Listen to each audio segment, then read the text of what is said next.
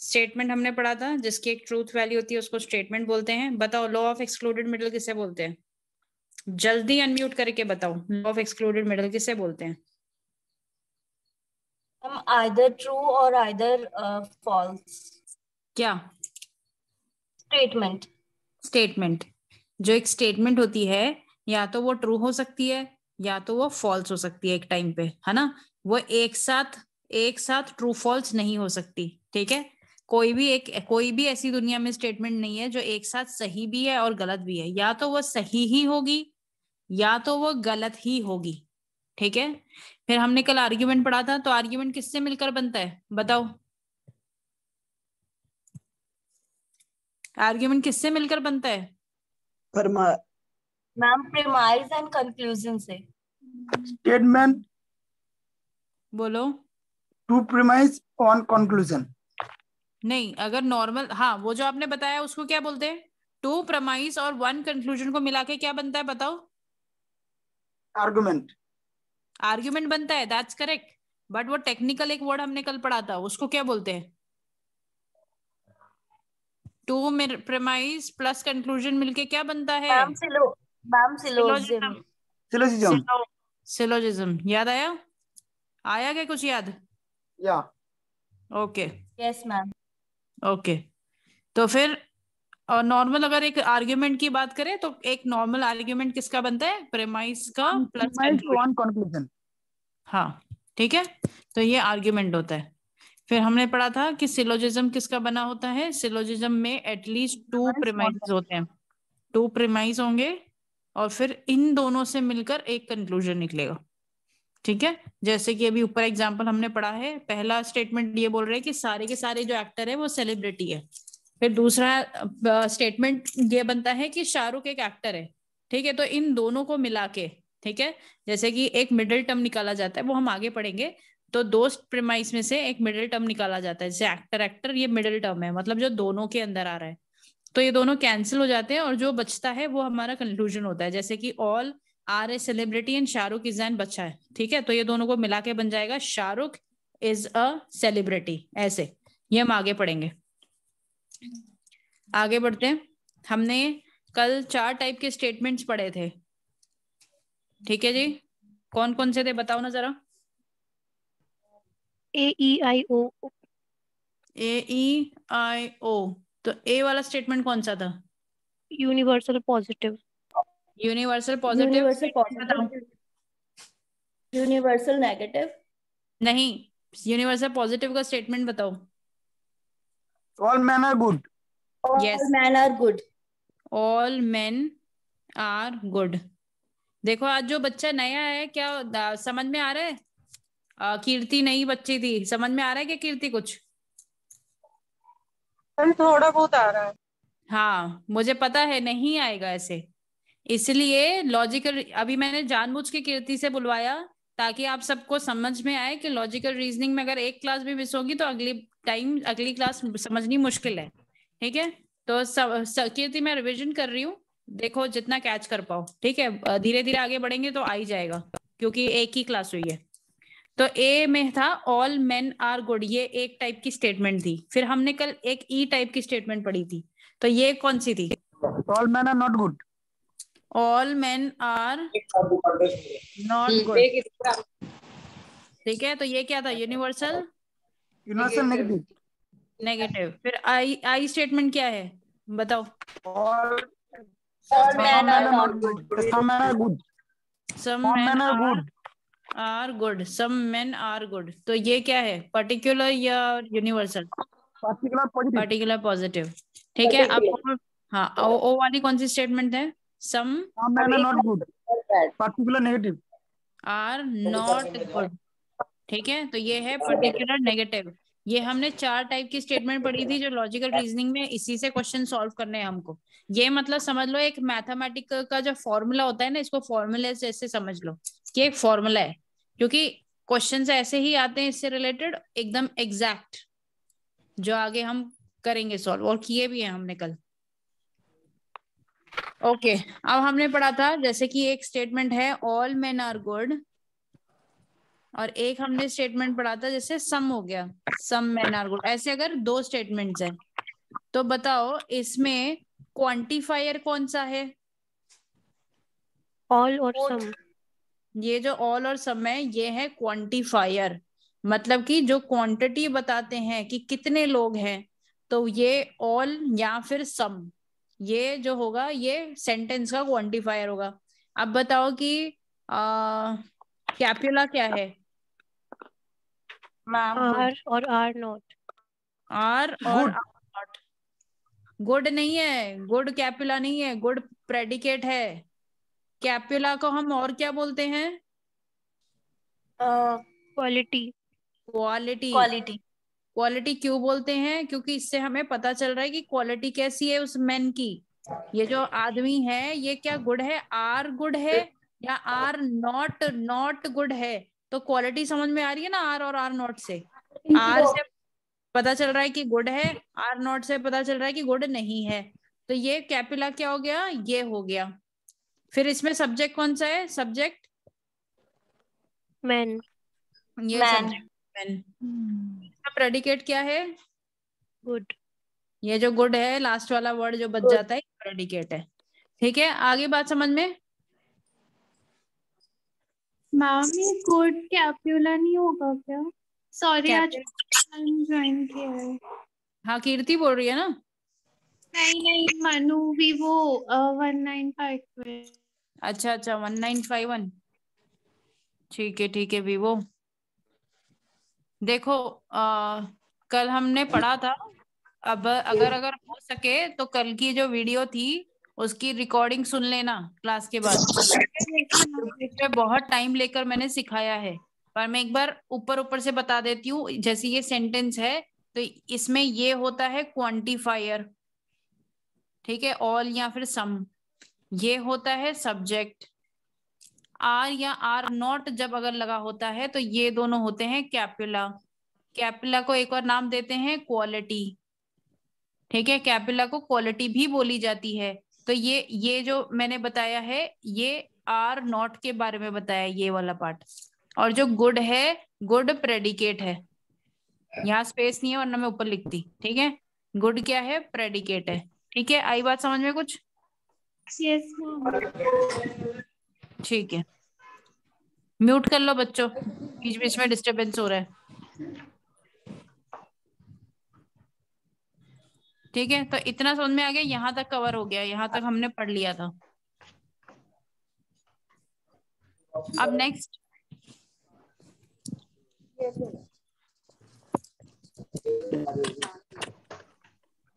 अब एक नई चीज है डिस्ट्रीब्यूशन ऑफ टर्म। इसको ध्यान से सुनना। डिस्ट्रीब्यूशन ऑफ टर्म, इससे क्वेश्चन आते हैं हर बारी। फॉर एग्जाम्पल आप डिस्ट्रीब्यूशन ऑफ म्यूट कर लो, कोई कुछ काम कर रहा है तो उसकी आवाजें आ रही है मुझे। All men are good, some men are not good. ठीक है, ये चीज सिर्फ रटने की और समझने वाली है जो मैं बता रही हूँ, ज्यादा दिमाग नहीं लगाना है। ठीक है, जो मेथड बता दिया बस उसी मेथड से क्वेश्चन करके आ जाओगे, पूरे मार्क्स लेके आ जाओगे। ज्यादा दिमाग लगाओगे हो सकता है कंफ्यूजन हो जाए। तो ओवर दिमाग भी नहीं लगाना और अंडर दिमाग भी नहीं लगाना है। अब जहां पर भी पहले तो हमें देखना है सब्जेक्ट और प्रेडिकेट। हमारा ये हमारा सब्जेक्ट है और ये हमारा प्रेडिकेट है। ठीक है,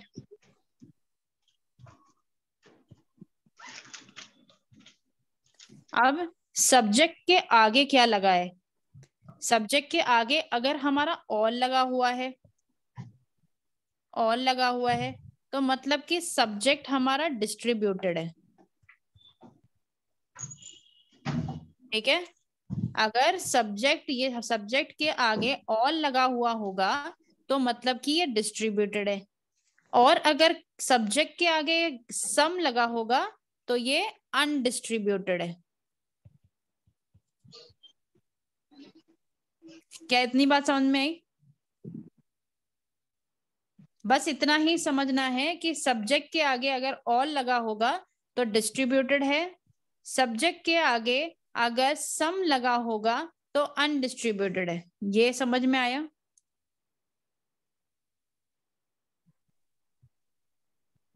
Yes, यस ma'am. मैम आ गया।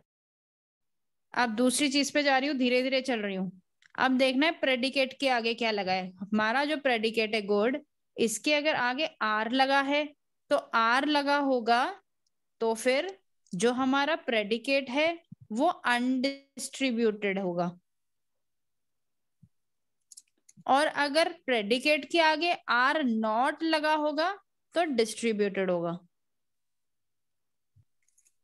तो हमें क्या देखना है? हमें दो चीजें देखनी है।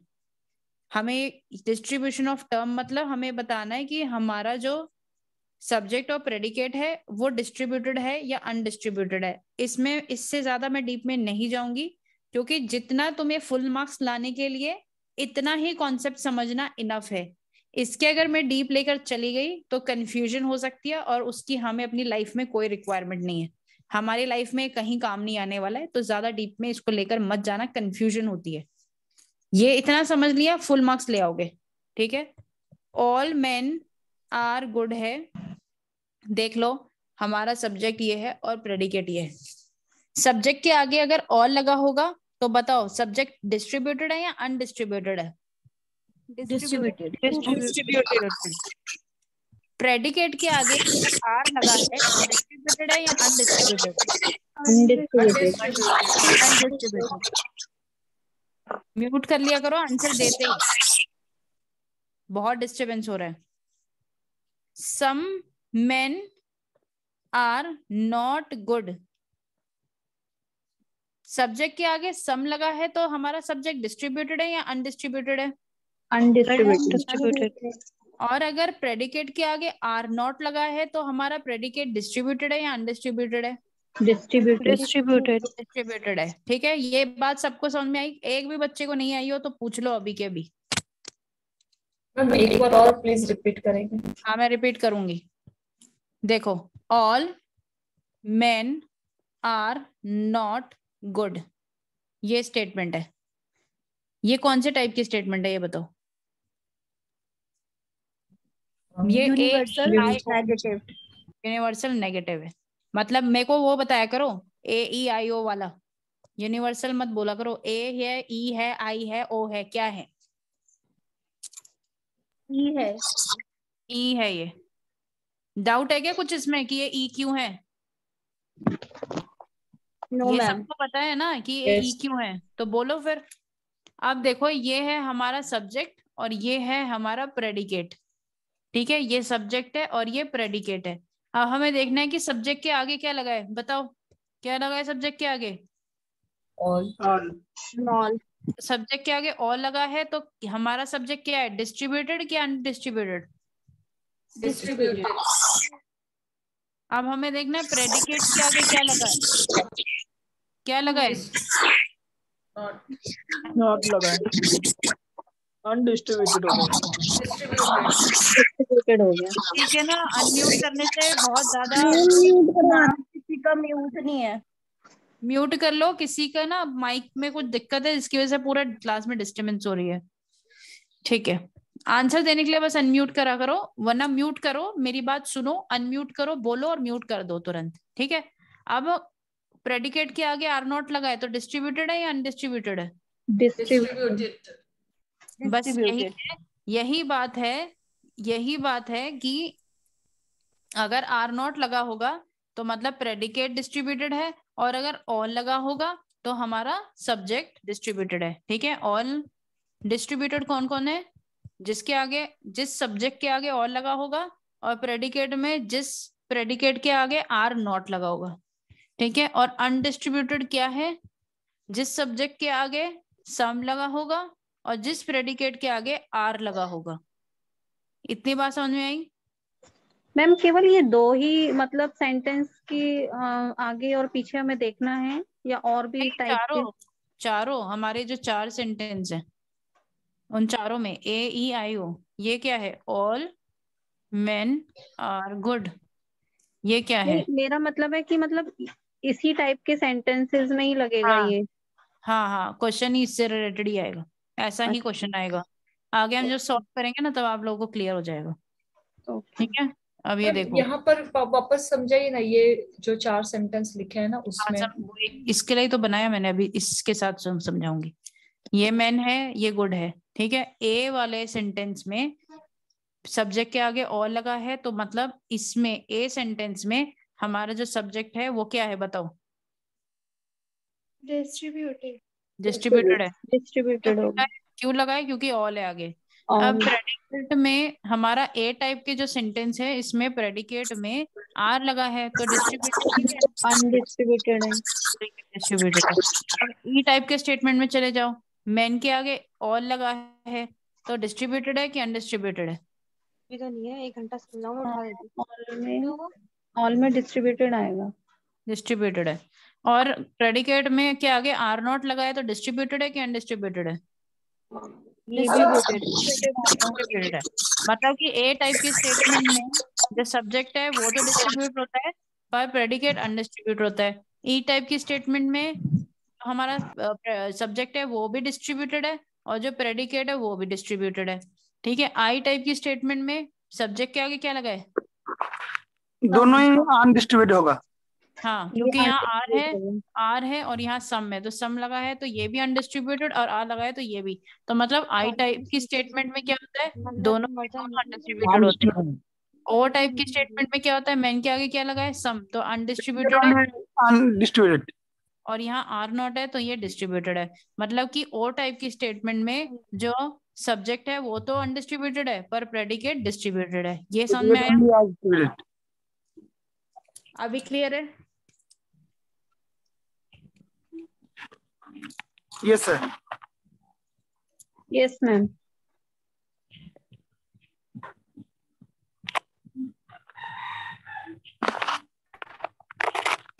किसके घर पे के वहां पर मुर्गा है? मुर्गे की आवाज आई मुझे। ठीक है।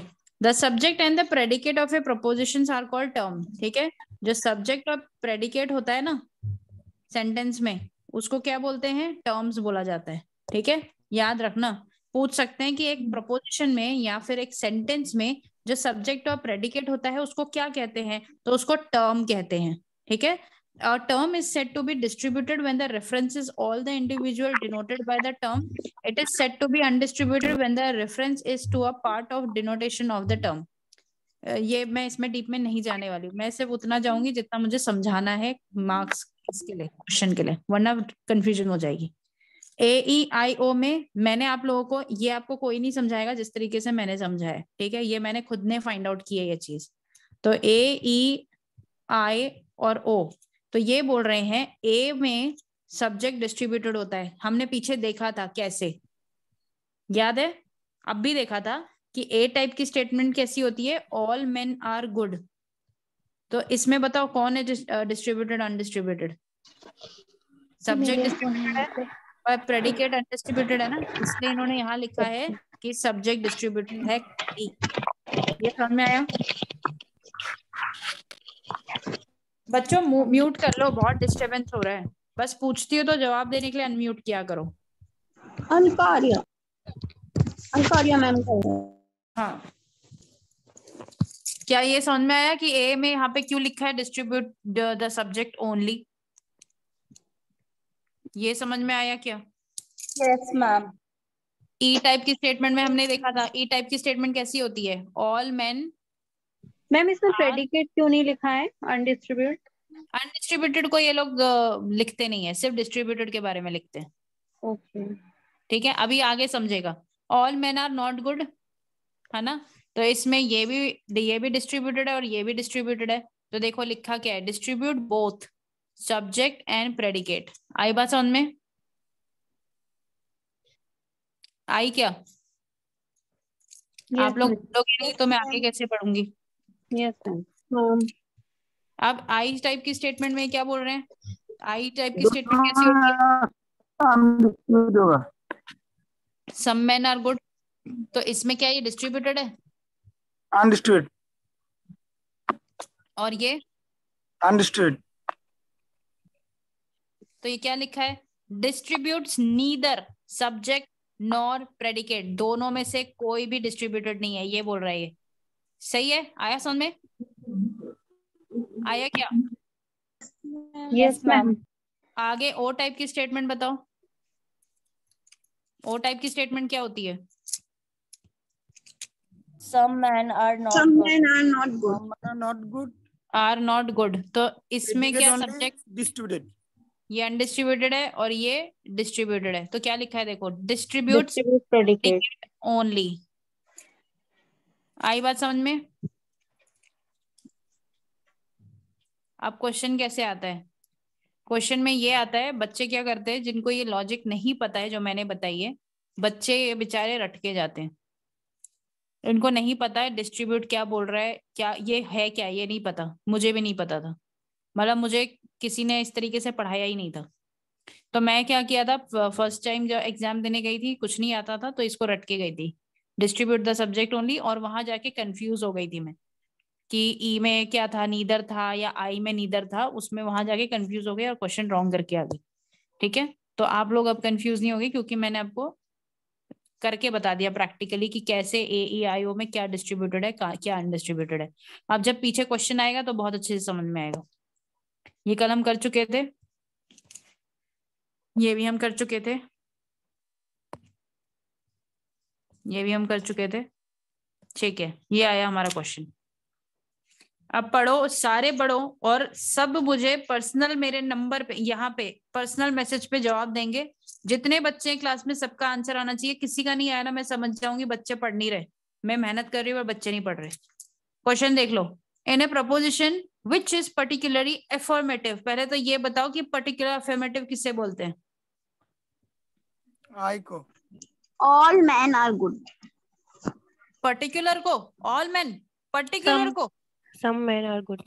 Some men are good. जिसमें नॉट ऐसी नहीं गलती है, मत करो। जिसमें नॉट नहीं आएगा वो मैम यही बोलना चाह रहे थे, वो नीचे I पढ़ रहे पाई। थे। बोथ सब्जेक्ट एंड प्रेडिकेट नहीं।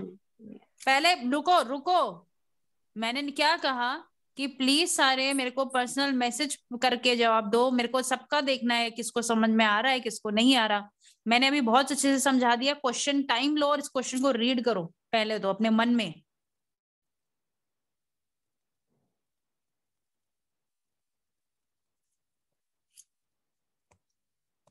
मैसेज करो मुझे।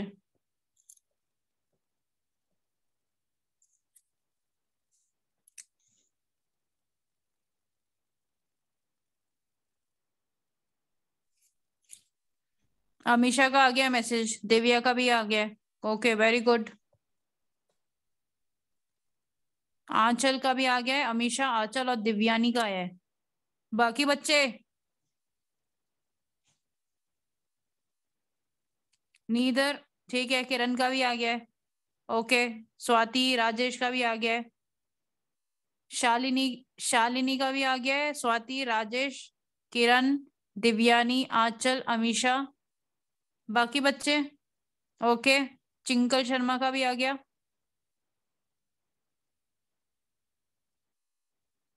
बाकी बच्चे हिमानी का भी आ गया। सॉरी मैम, मेरी कल की क्लास रह गई थी, इसलिए मैं नहीं जवाब दे रहे। कोशिश कर रही हूँ समझने की। मैं आपकी जो लिंक है उसमें जो आपने डाला उसको पढ़ के अच्छे से तब दे दूंगी। कोई बात नहीं, ठीक है। जो बच्चे नए हैं जेन्युइन रीजन है भाई, कोई बात नहीं, पर कल जब पूछूंगी तब पक्का जवाब देना। तो कल की रिकॉर्डिंग जो मिस हो गई है वो देखकर जरूर आना, ठीक है? ओके साक्षी बहुत ठीक है।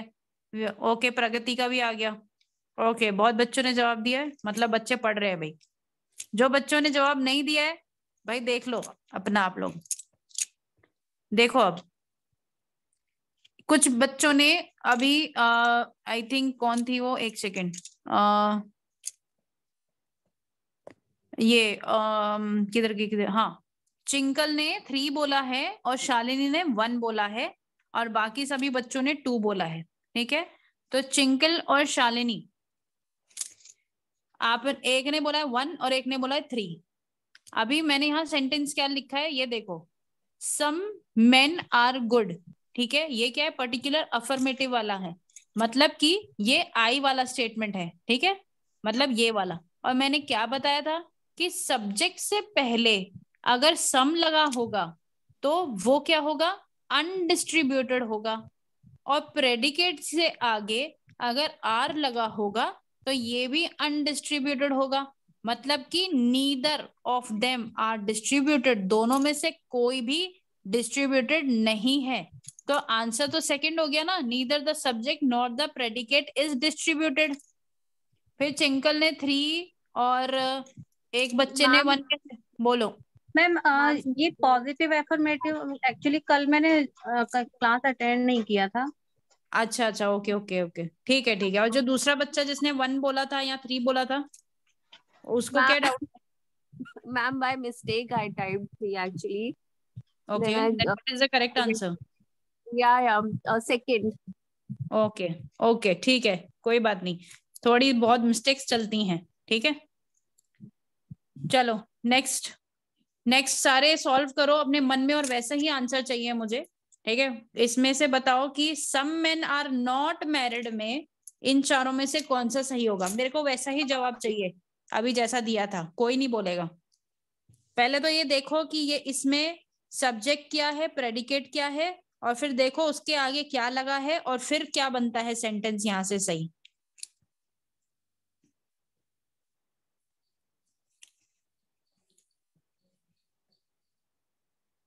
ठीक है, किरण का आ गया आंसर, सुजाता का भी आ गया,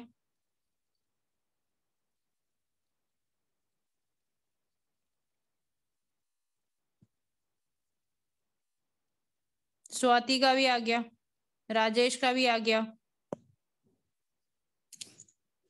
दिव्यानी का भी आ गया, ओके, चिंकल का भी आ गया, शालिनी का भी आ गया, प्रगति का भी आ गया, ठीक है, वीवो का भी आ गया,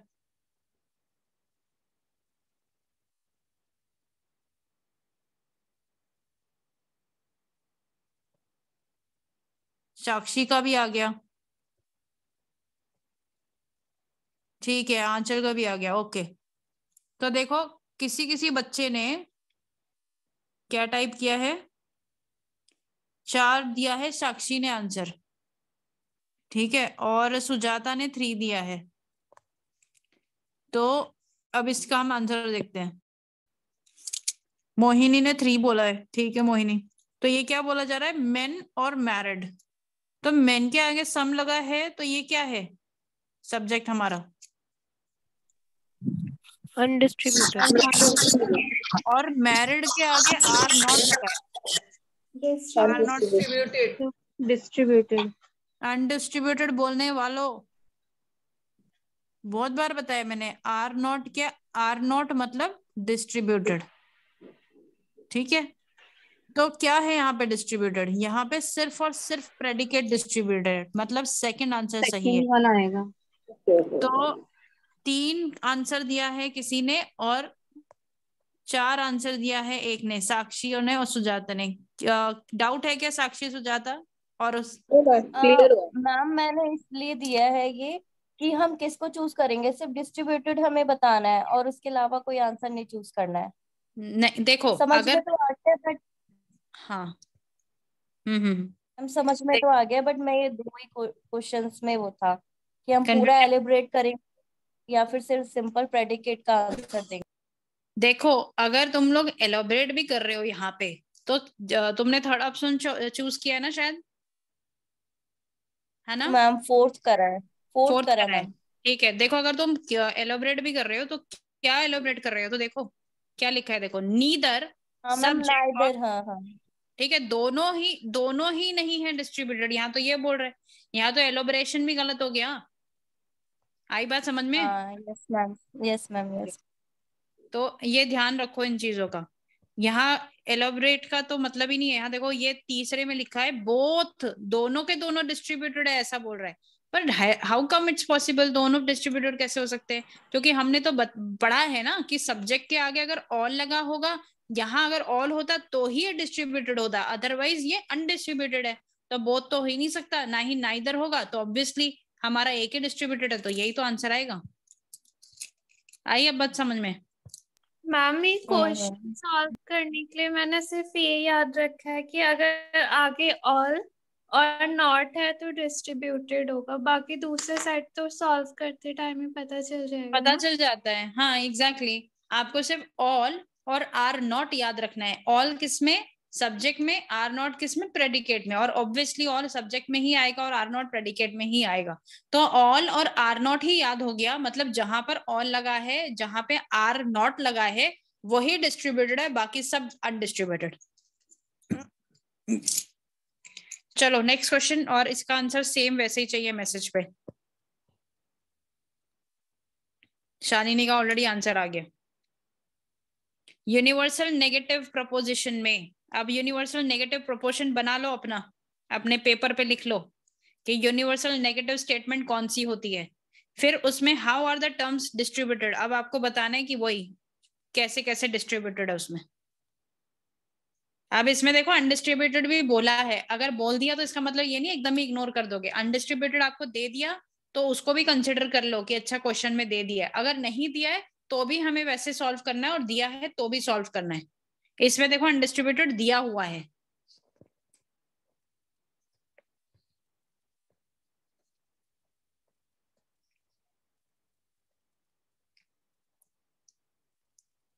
आंचल, दिव्यानी, किरण, नहीं किरण, प्रगति, राजेश, स्वाति, इन सबके आ गए मैसेज।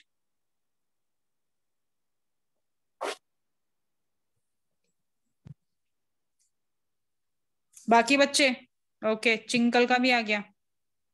हाँ बोलो गायत्री, गायत्री ने भी भेज दिया क्या? वीवो का भी आ गया, साक्षी का भी आ गया, गायत्री का भी आ गया, ठीक है। अब बच्चों ने क्या जवाब दिया है? अब ये बताओ मुझे कि नेगेटिव, यूनिवर्सल नेगेटिव वाला कौन सा स्टेटमेंट होता है, ये बताओ Amisha. All men are not good. Are not good. तो मेन के आगे क्या लगा है और गुड के आगे क्या लगा है?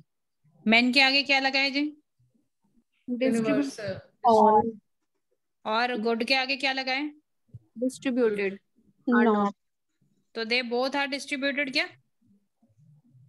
तो both the No, terms ma'am. Are distributed हो गया ना? Yes ma'am. तो किसी किसी बच्चे ने बोला है आंसर कि 1 2, साक्षी, हिमानी, अमीशा, 1 2 1 2। मैम बट हाँ गलती 2 हो तो जा सही रही है। है सॉरी, मैम, मतलब अटेंशन नहीं हो रही है ना, तो फिर गलती हो जा रही है। वही तो, इसलिए तो वही होता है एग्जाम में भी, अटेंशन दो, ठीक है। अपना ना सॉल्व करो अपने, या तो अगर डिस्टरबेंस होती है ना आवाज से तो म्यूट कर लिया करो अपनी आवाज फोन की कम करके, और फिर ध्यान से देखो यूनिवर्सल नेगेटिव का मैंने क्या बोला, अपने बुक में लिखो, ठीक है, बुक में लिखो, क्योंकि यहाँ जब आप एग्जाम में इसको सॉल्व करने जाओगे ना तो किताब में अगर यहाँ प्रैक्टिस कर ली तो तब ब्रेन में भी कर सकते हो। बस प्रैक्टिस करनी है, 2-3 क्वेश्चन करोगे ना तो अपने आप ब्रेन में सॉल्व कर लोगे, कोई बहुत बड़ी बात नहीं है। कि जैसे कि यूनिवर्सल पॉजिटिव अगर स्टेटमेंट बोलिए तो ऑल मेन आर गुड, मैं तो तुरंत तभी 1 मिनट में बता सकती हूँ कि मेन ऑल है और आर है, तो हमारा जो सब्जेक्ट है वो डिस्ट्रीब्यूटेड है, और जो हमारा ये प्रेडिकेट है वो अनडिस्ट्रीब्यूटेड है। वैसे तो यूनिवर्सल नेगेटिव मतलब कि कौन सा वाला स्टेटमेंट है? All men are not good है, ठीक है। तो ऑल डिस्ट्रीब्यूटेड हो गया, आर नॉट डिस्ट्रीब्यूटेड हो गया, तो बोथ आर डिस्ट्रीब्यूटेड, मतलब बोथ आर डिस्ट्रीब्यूटेड, ऐसे, ठीक है। अभी आई बात समझ में? किसी को डाउट है इसमें? नो। ठीक है चलो, अब नेक्स्ट चलते हैं। मेजर, मिडिल और माइनर टर्म किसे कहा जाता है? ठीक है, तो जैसे कि ये प्रेमाइज 2, 2 प्रेमाइज दिए हुए, एक कंक्लूजन दिया है। प्रेमाइज 1 दिया है all actor are celebrity, Shahrukh is an actor and Shahrukh is a celebrity. अब मेजर टर्म, मिडिल टर्म और माइनर टर्म किसे कहते हैं? तो मिडिल टर्म किसे कहते हैं? जो ये 2 प्रेमाइसेस है इसमें जो कॉमन वर्ड्स होते हैं, जैसे एक्टर एक्टर कॉमन है, तो इसमें मिडिल टर्म हो जाएगा एक्टर। ठीक है, अब जो ऊपर वाला प्रेमाइस है इसमें जो वर्ड बच गया, इसमें सेलिब्रिटी बच गया, तो ये मेजर हो जाएगा, मेजर टर्म। क्या? सेलिब्रिटी। मेजर क्यों? क्योंकि ये ऊपर वाला है। और ये माइनर क्यों? ये जो नीचे बच गया, ये नीचे प्रेमाइस 2 में क्या बच गया? शाहरुख खान बच गया। तो नीचे वाले में बच गया, तो इसको माइनर में बोल देंगे, माइनर टर्म हो गया शाहरुख। ये बात समझ में आई? नो, वापिस से बता दीजिए।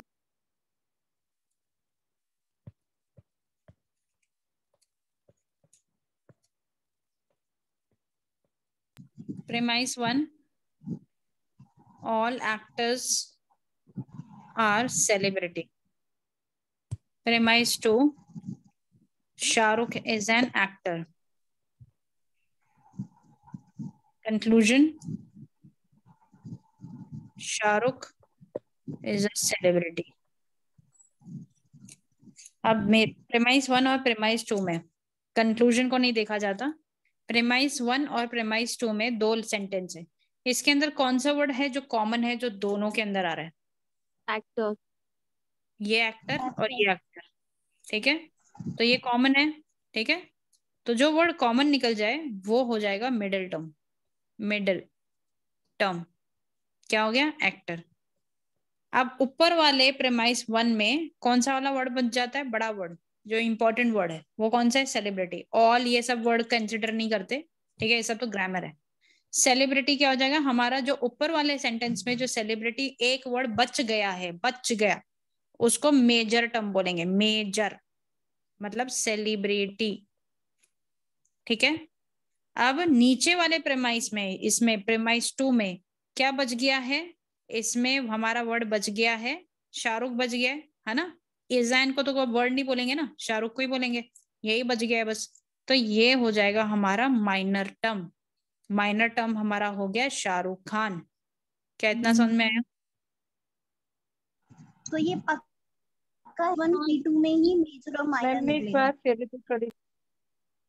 मेजर जो है ऊपर वाले से मिलता है और माइनर नीचे वाले से। प्रेमाइस 1 में ही निकलेगा और माइनर हमेशा P2 में मिलेगा। प्रेमाइस 2 निकलेगा। जी ठीक है, आई बात समझ में? आगे बढ़ूं?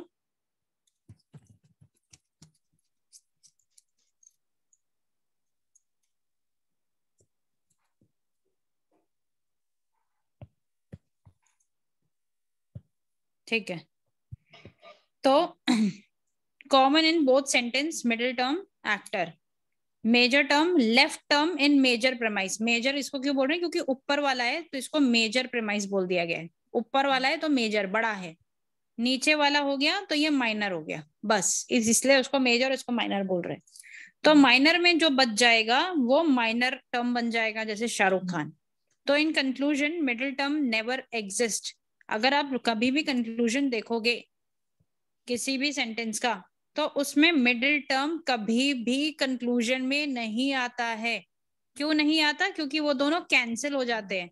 जैसे कि यहाँ क्या लिखा है? All actor are celebrity. Premise 2 में लिखा है शाहरुख इज एन एक्टर, तो एक्टर एक्टर कट हो गया तो क्या बचा? Shahrukh is a celebrity. तो कंक्लूजन में क्या आया? दोनों को मिला के शाहरुख इज ए सेलिब्रिटी। और इसमें कंक्लूजन में कभी भी मिडिल टर्म नहीं आता है। मिडिल टर्म जो एक्टर था वो कभी भी इसमें नहीं आता है क्योंकि वो कट जाते हैं कॉमन होकर। ये क्वेश्चन आ सकता है कि बताओ कंक्लूजन में क्या मिडिल टर्म आता है? अब इसी को ही घुमा घुमा के पूछ सकते हैं कि कंक्लूजन में मिडिल टर्म आता है क्या, या मिडिल टर्म कंक्लूजन में आता है क्या, या जो भी टाइप का वो क्वेश्चन बनाना चाहे। तो मिडिल टर्म कभी भी कंक्लूजन में नहीं आता है। ये बात समझ में आई? Yes ma'am. Conclusion is a connection of major and minor term. Conclusion किससे निकलता है? Major term plus minor term से कंक्लूजन निकलता है। ये बात समझ में आई? मेजर किसको टर्म को बोलते हैं? मेजर ऊपर वाले को बोलते हैं, और माइनर किसको बोलते हैं? जो P2 वाला है इसको माइनर बोलते हैं। तो कंक्लूजन किससे निकलता है? इन दोनों से ही कंक्लूजन निकलता है। ये क्वेश्चन भी पूछ सकते हैं कि बताओ कंक्लूजन किससे निकलता है, तो बताना पड़ेगा। और मेजर टर्म माइनर टर्म बोल दिया तो कंफ्यूज हो जाओगे, अरे मैडम ने तो प्रेमाइस 1 प्रेमाइस 2 बोला था। तो प्रेमाइस 1 को ही मेजर टर्म और प्रेमाइस 2 को ही माइनर टर्म कहा जाता है। आई बात समझ में? आगे बढ़ो। Yes ma'am. अब फिगर किसे बोलते हैं? पोजीशन ऑफ मिडिल टर्म को फिगर बोलते हैं। मिडिल टर्म की जहां भी पोजीशन होगी उसको मिडिल टर्म कहते हैं। The figure of a categorical syllogism consists of the arrangement of the term in the premises। जहां जहां टर्म्स होंगे उनकी जो भी जहां भी होंगे वो टर्म्स किसको बोलते हैं? बताना जरा। ये अपन ने ये अभी जो किया तो कोई है। हाँ, major term, subject and predicate को मेजर प्रीमाइस और माइनर प्रीमाइस उसी को टर्म बोलते हैं। नहीं, तो टर्म किसको बोलते हैं? अभी पीछे पढ़ा था डिस्ट्रीब्यूशन ऑफ टर्म्स में। मेजर टर्म माइनर टर्म ठीक है, बट एग्जैक्टली टर्म किसको बोलते हैं? हम सब्जेक्ट एंड प्रेडिकेट आ गया याद? अभी सब्जेक्ट और अभी हमने डिस्ट्रीब्यूशन ऑफ टर्म में यही तो पढ़ा था कि टर्म क्या होता है। सब्जेक्ट और जो प्रेडिकेट होता है उसको टर्म बोलते हैं। तो आपका टर्म कौन सी पोजीशन पे है वो बताता है फिगर। ठीक है, तो there are 4 and each is defined by the position of the middle term in syllogism। हम एग्जाम्पल से पढ़ेंगे। ये देखो, मैं लेट ज्वाइन किया। कोई बात नहीं। तो ये हम इधर देखते हैं। अब जैसे कि यहाँ क्या लिखा है, फर्स्ट एग्जाम्पल देखो, all men are good, all men are good. ये एक प्रेमाइस 1 है। मतलब ये कौन सा वाला है टर्म? मतलब ये कौन सा सेंटेंस है? मेजर है कि माइनर है? मेजर। और यह है P2 में क्या दिया है? X is a man। अब इसमें मुझे बताओ मिडिल टर्म कौन सा है?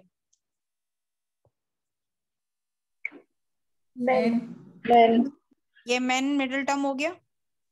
ठीक है, हो गया ना ये मिडिल टर्म। तो अब जो मिडिल टर्म की पोजीशन क्या है, इसमें मिडिल टर्म कौन सी पोजीशन पे बैठा है? सब्जेक्ट की सब्जेक्ट पे बैठा है, तो ये S हो गया सब्जेक्ट। और यहाँ पे मिडिल टर्म कौन सी पोजीशन पे बैठा है? प्रेडिकेट। तो ये बन गया फिगर हमारा नहीं फिगर, सॉरी, इस सेंटेंस का आर्गुमेंट का फिगर बन गया। ठीक है, ओके, ऐसे ही करते हैं। और ये क्वेश्चन आ चुका है एग्जाम में। और जिसने नहीं पढ़ा होगा, बहुत सिंपल चीज है, पर जिसने नहीं पढ़ा होगा वो 2 मार्क्स खो के आएगा, ऐसी बात है। देख लो, अब बाकी एग्जाम्पल भी देख लो। Some workers are generous, X is generous. इसमें हमारा मिडिल टर्म क्या है? जेनरस और जेनरस। तो जेनरस की इसमें पोजीशन क्या है? प्रेडिकेट। और इसमें क्या पोजीशन है? इसमें भी प्रेडिकेट। फिगर क्या बन गया? फिगर क्या बन गया? Predicate and predicate. PP. Next example देख लो। All men are good, some men are dishonest. तो ऑल मेन आर गुड क्या हो गया? यहाँ पे कॉमन क्या है? मेन और मेन है ना? ऊपर वाले मेन की एस, नीचे वाले मेन की सब्जेक्ट में। Some worker are men, all men are good. तो ये मेन हो गया कॉमन। तो इसमें मेन की पोजीशन क्या है? प्रेडिकेट। और इसमें मेन की पोजीशन क्या है? सब्जेक्ट। तो ये बन गया फिगर। तो यही है फिगर। तो मैम फिगर में मतलब अपन को वो निकालना होता है, टर्म का निकाल के, सब्जेक्ट और प्रेडिकेट निकाल के, एसपी वगैरह, यही वो है। पीपी और एसएस, यही है फिगर। क्वेश्चन ऐसे भी पूछ सकते हैं, बताओ कि जो फिगर होता है वो क्या होता है एग्जैक्टली, किसको बोला जाता है। फिर आपको नीचे ना लंबे सेंटेंसेस दे देंगे। तो उन लंबे सेंटेंसेस में से आपको क्या फाइंड आउट करना है कि जो टर्म की पोजीशन होती है, ठीक है, या तो जो हमारा मिडिल टर्म की पोजीशन क्या है, मिडिल टर्म की पोजीशन क्या है। हमारा जो मिडिल टर्म है इतना ही याद रखने लायक चीज है। हमारा कॉमन जो उसमें रहेगा वो आएगा मिडिल टर्म। कॉमन किसको बोलते हैं? कॉमन किसको बोलते हैं? मिडिल टर्म ही कॉमन मिडिल टर्म को। तो मिडिल टर्म की पोजीशन क्या है उसको फिगर बोला जाता है। ऐसे घुमा के क्वेश्चन पूछ लेंगे कुछ, ठीक है, और इसी से कुछ आता है घुमा घुमा के। तो क्या पूछ लेंगे कि बताओ कि ये जो फिगर है वो क्या कैसे निकलता है, तो आपको कैसे बताना है, और लंबा लंबा लाइन लिख दिया और घुमा के ये पूछ लिया। तो आपको ये पता होना चाहिए जो मिडिल टर्म है उसकी पोजीशन किधर किधर है, उससे निकलता है फिगर। जैसे हमारा यहाँ पे ऑल मेन आर गुड जो था, इसमें फिगर क्या है? पहले तो मिडिल टर्म देखना है, मिडिल टर्म की तरह ये रहा। अब इस मिडिल टर्म का कौन से वाली पोजीशन पे है? सब्जेक्ट की पोजीशन पे बैठा है या प्रेडिकेट की पोजीशन पे बैठा है? किधर बैठा है? तो जहां पर ऊपर वाले में किधर बैठा है? एस पे बैठा है। नीचे वाले पे किधर बैठा है? पी पे बैठा है। तो ये एस पी हमारा फिगर बन गया, ठीक है। चलूं आगे? Yes ma'am. यस मैम इसके भी क्वेश्चंस दे दीजिए ना, तो जल्दी अच्छे से समझ में आ जाए। क्वेश्चंस आ जाएंगे। मूड क्या होता है? अब मूड क्या होता है? मूड एक कैटेगराइजल सिलोजिज्म है, consist of the disposition of premises according to the quality and quantity. Mood हमें पता चलता है क्वालिटी और क्वांटिटी की वजह से। For example, some actors are singers. ये कौन से टाइप का सेंटेंस है? ए ई आई, ये कौन से टाइप का सेंटेंस है? सम एक्टर आई आएगा मैम। दूसरा प्रीमाइस है ऑल एक्टर्स आर सिंगर्स। ये कौन से टाइप का है? अब कंक्लूजन निकला, all actors are singers. Example बता रही हूँ, सॉरी, और एक्टर आर नॉट। तो ये कौन से टाइप का स्टेटमेंट? मैम ई। तो ये बन गया फिगर, सॉरी फिगर नहीं, मूड। आई ए ई, ये क्या बन गया? मूड, ठीक है। अब मूड का पता कैसे चलता है? क्वालिटी और क्वांटिटी की हेल्प से पता चलता है। कैसे? एक मिनट। क्वालिटी और क्वांटिटी हमने कहाँ पढ़ी थी? एक सेंटेंस की क्वालिटी कौन सी होती है, क्वांटिटी कौन सी होती है, ये बताओ।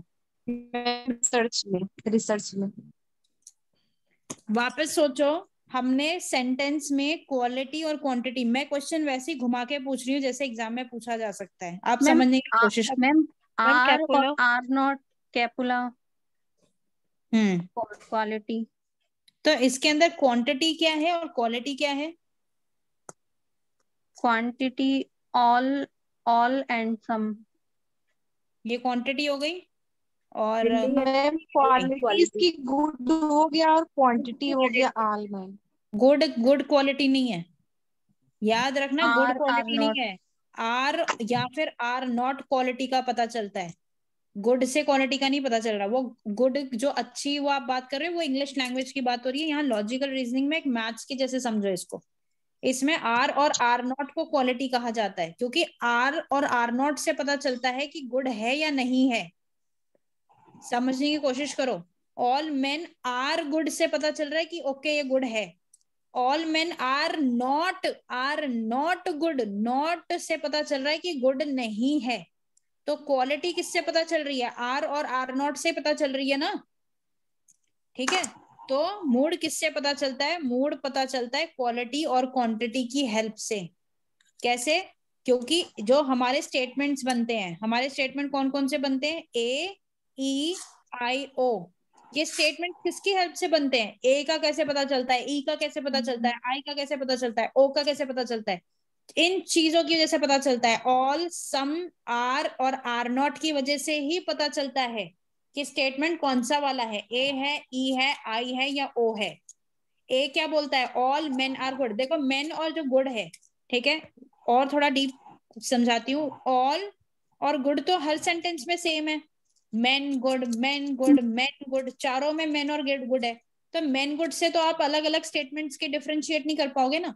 आप किसकी हेल्प से डिफरेंशिएट कर पा रहे हो? ऑल की वजह से, आर की वजह से, सम की वजह से, आर नॉट की वजह से। तो ये जो चार वर्ड्स हैं इनकी वजह से आप ये वाले चार सेंटेंस बना पाते हो और इनका मूड बता पाते हो कि मूड कैसा है, इस सेंटेंस का मूड कैसा है, आप क्वालिटी और क्वांटिटी की मदद से बता पाते हो। एक एग्जाम्पल देके बताती हूँ।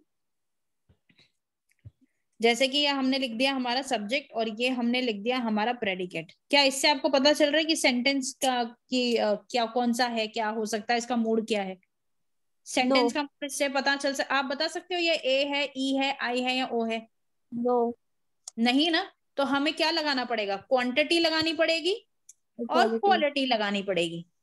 क्वांटिटी और जब क्वालिटी लगा दोगे तभी पता चलेगा कि इस स्टेटमेंट का मूड कौन सा है। तो अब पता चल गया इसका मूड तो ए वाला है। ठीक है, अब दूसरा मैं मूड लेना, प्रीमाइस 1 फॉर एग्जांपल ये था। प्रीमाइस 2 अगर ये होता सम, नहीं सॉरी, मेन गुड, पता चल रहा है प्रीमाइस 2 क्या है? कब पता चलेगा? जब क्वांटिटी लगा दोगे और क्वालिटी लगा दोगे तब पता चल गया कि इसका मूड कैसा है। कैसा मूड है इसका?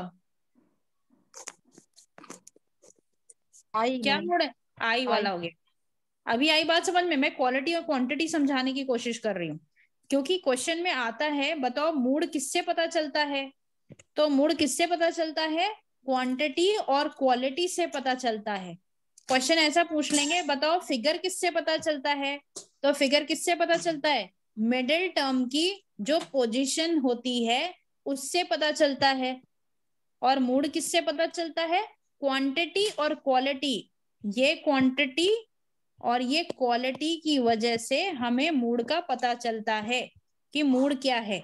अब एग्जाम्पल क्या दिया है? सम एक्टर आर सिंगर, तो ये कौन से टाइप का मूड हो गया? ये आई हो गया। ऑल सिंगर्स आर डांसर्स, ये कौन से टाइप का स्टेटमेंट हो गया? ये ए हो गया। सम एक्टर आर डांसर्स, ये कौन से टाइप का सेंटेंस हो गया? ये आई हो गया। तो इसका मूड क्या बन गया? इसका मूड बन गया आई ए आई। क्वेश्चन कभी ऐसा भी पूछ लेते हैं, 3 सेंटेंस दे देंगे, वो बहुत आसान हो जाएगा। फिर आपको बस बता देना है वो ए है, ई है, आई है, क्या है, पहले पता करके फिर तीनों को एक साथ लिख दो। तो ये तीनों को एक साथ लिख के ये पता चल गया मूड है। क्वेश्चन ऐसा भी थियोरेटिकली भी पूछ सकते हैं। तो दोनों तरीके से समझा दिया मैंने अभी आपको। ठीक है, किसी को डाउट है यहाँ पे? किसी कुछ? बेसिकली हमें ये याद रखना है कि ए में क्या आएगा, ई में क्या आएगा, आई में क्या आएगा, ओ में क्या आएगा। मैंने बता दिया, पूरा लॉजिकल रीजनिंग इसी पे डिपेंड करता है। पूरे क्वेश्चंस आगे तक के सब इसी के ऊपर डिपेंडेंट है। ठीक है, यस मैम। क्लियर है यहाँ तक सबको? Yes ma'am. ठीक है, पहले आता था आप लोगों को ये सब? No ma'am.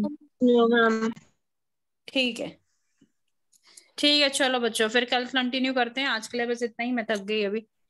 कल करते हैं कंटिन्यू। ठीक है, thank you ma'am. Take care ma'am. Okay, bye bye. Hariom. Hariom. Thank you ma'am. Welcome.